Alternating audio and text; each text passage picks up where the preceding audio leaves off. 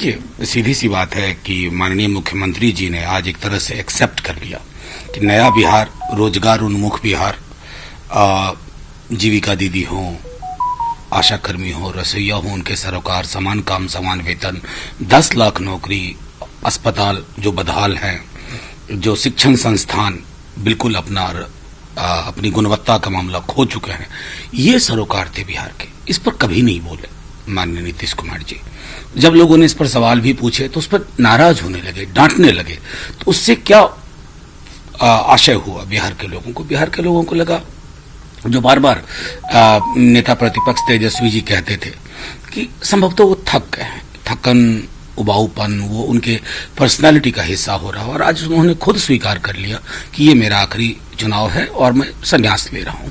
मैं समझता हूं कि ये इसके बाद कोई भी जो सफाई आती है वो रफू और डैमेज कंट्रोल में कामयाब नहीं होगी। बिहार के लोगों ने मन बना लिया है। चिराग पासवान ने इस बात को लेकर के कहा कि नीतीश कुमार लालू प्रसाद यादव को सत्ता में लाने में मदद करेंगे। देखिए, किसी की मदद से तेजस्वी जी महागठबंधन सत्ता में नहीं आ रहा। अगर किसी की मदद से आ रहा है तो बिहार के आम मतदाता की मदद से।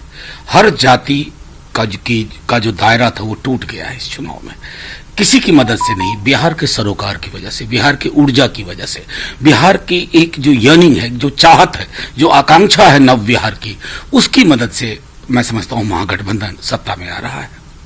पीएम मोदी ने बिहार के लोगों के नाम 4 पन्ने का पत्र लिखा है। उसमें उन्होंने विकास की बात की है और कहा है कि मैं बिहार के विकास के बारे में आश्वस्त हूं। मुझे यह सुनिश्चित करने के लिए नीतीश कुमार सरकार की आवश्यकता है कि बिहार में विकास नीतियों के लिए कोई रुकावट न हो। माननीय प्रधानमंत्री जी के पत्र को बहुत गौर से पढ़ा।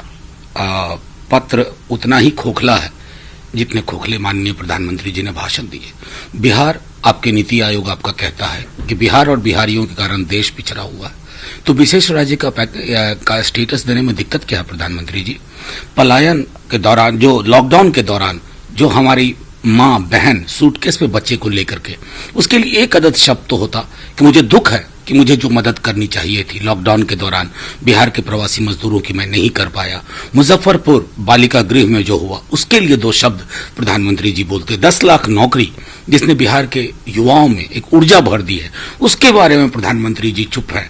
तो प्रधानमंत्री जी, खत जो है ना एकांगी नहीं होना चाहिए, सर्वांगी होना चाहिए। और आपके खत में एकांगीपन बहुत है। मैं समझता हूं कि हारी हुई लड़ाई के बाद जो फेयरवेल लेटर लिखा जाता है, आपने उस तरह का खत लिखा है। अमित शाह 2 दिवसीय दौरे पर बंगाल गए हुए हैं। उन्होंने कहा है कि आपसे आग्रह है कि तृणमूल को, कांग्रेस को उखाड़ फेंकें, भाजपा को सोनार बांग्ला बनाने में मदद करें। आमार सोनार बांग्ला, ये काजी नजरुल इस्लाम की पंक्तियां हैं, जो बांग्लादेश में भी उतने ही लोकप्रिय हैं जितने बंगाल में है। पहले तो बंगाल के मानस को अमित शाह जी को, गृह मंत्री जी को समझना होगा। बंगाल हिंसा का मानस नहीं है, बंगाल ने मोहब्बत की जुबान दी है। गुरुदेव रविन्द्रनाथ टैगोर बंगाल से हैं। जिस दिन आपके लोगों ने विद्यासागर जी की मूर्तियां तोड़ी थी ना, उस दिन ही लग गया था कि आप बंगाल को सोनार बंगाल नहीं, न जाने क्या बनाने पे आमादा है। हालांकि हमें बहुत शिद्दत से आपका इंतजार बिहार में था, आप आए नहीं। हर बिहार वासी पूछता है कि माननीय गृह मंत्री जी ने बिहार आने से क्यों मना कर दिया। ममता बनर्जी ने अमित शाह को बाहरी करार देते हुए उन्हें संघीय ढांचे को बाधित नहीं करने की चेतावनी दी। देखिए, संघीय ढांचा या जो सहकारी संघवाद है, जो प्रधानमंत्री जी अक्सर भाषण में कहा करते हैं, लेकिन उनके मंत्रिमंडल की कार्यशैली में सहकारी संघवाद नाम की कोई चीज हम नहीं देख रहे हैं। और नतीजे में आप देख सकते हैं कि आज जितने भी उनके सहयोगी थे, वो सहयोगी एक एक करके साथ छोड़ रहे हैं। महाराष्ट्र से ही कहानी शुरू हुई, फिर आप पंजाब में देख रहे हैं। अब आप देखते रहिए नीतीश जी कितने दिन साथ हैं, क्योंकि एक दूसरे को निपटाने में लगे हुए हैं। तो मैं समझता हूं कि ये जो मंशा है ना कि पूरे देश में चाइना की तरह सिंगल पार्टी मेजॉरिटेरियन रूल की, इस मंशा को त्यागिए। हिंदुस्तान का मिजाज समंदर वाला है, नदियां समाहरित होती हैं, आप इसे तालाब बनाना चाहते हैं।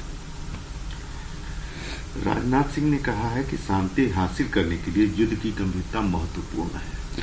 बिल्कुल सही है, शांति हासिल करने के लिए युद्ध की गंभीरता महत्वपूर्ण है, लेकिन यह शब्द से ज्यादा भाव इसके परिलक्षित होने चाहिए।